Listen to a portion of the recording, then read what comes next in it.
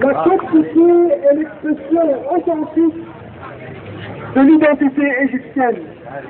L'Égypte n'est pas un pays arabe. L'Égypte est un pays arabophone. De la même façon que de nombreuses nations ont adopté la langue de leurs anciens colonisateurs sans pour autant s'identifier à ces nations.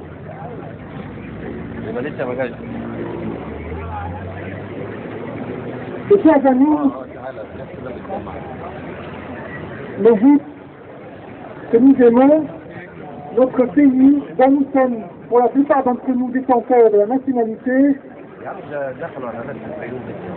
est un État islamique en vertu de l'article 2 de sa Constitution de 1971, qui affirme que l'islam est la religion de l'État, dont la langue officielle est l'arabe, et que les principes de la charia constituent la source principale de législation. Eh bien, cela est inacceptable parce qu'il n'y a pas que des musulmans en Égypte, et parmi les musulmans, il n'y a pas que des musulmans religieux et des musulmans qui souhaitent l'application de la charia en Égypte. 15% des Égyptiens sont chrétiens. Au moins 15% des Égyptiens sont chrétiens. Qu'est-ce que cela veut dire?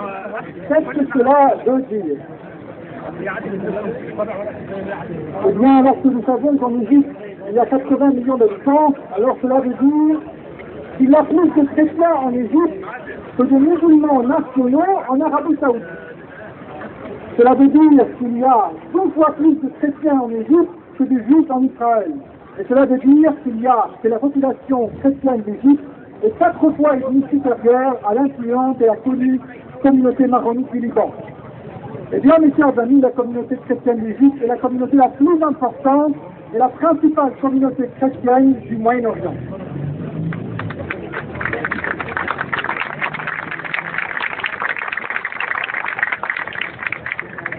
Que 15% des Égyptiens n'occupent cependant que 1,5% des emplois dans la fonction publique. Ces 15% des Égyptiens ne détiennent qu'un seul véritable siège au Parlement sur les 434 députés élus, car ils sont quasiment exclus des hauts échelons de l'armée et de la magistrature.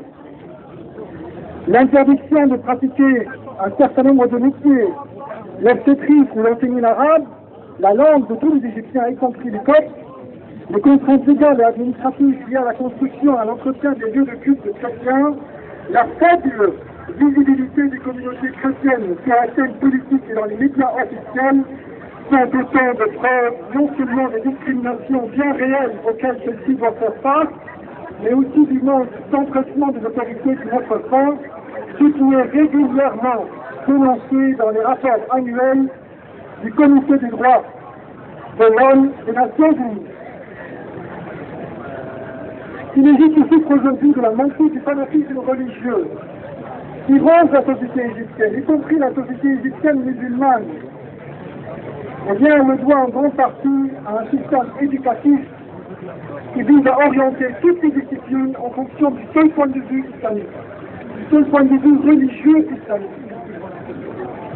Les étudiants, les écoliers chrétiens connaissent parfaitement l'islam. Ils l'ont appris à l'école, ils l'ont appris en cours de langue arabe, ils ont appris des extraits du Coran. Les étudiants chrétiens, les étudiants musulmans ignorent tout de l'islam, ignorent tout de la religion de 15% de leur peuple. Eh bien, cela est inacceptable et cela doit cesser. Il ne suffit pas de signer des déclarations, des conventions internationales pour prétendre respecter les droits de l'homme. L'Égypte est un État signataire, est un État membre fondateur des Nations Unies, tout comme l'Arabie Saoudite et un certain nombre d'États qui ont reconnu les Nations Unies en 1945. Mais contrairement à un certain nombre de pays, l'Égypte a signé la Déclaration universelle des droits de l'homme de 1948 sans réserve, et pourtant, l'Égypte ne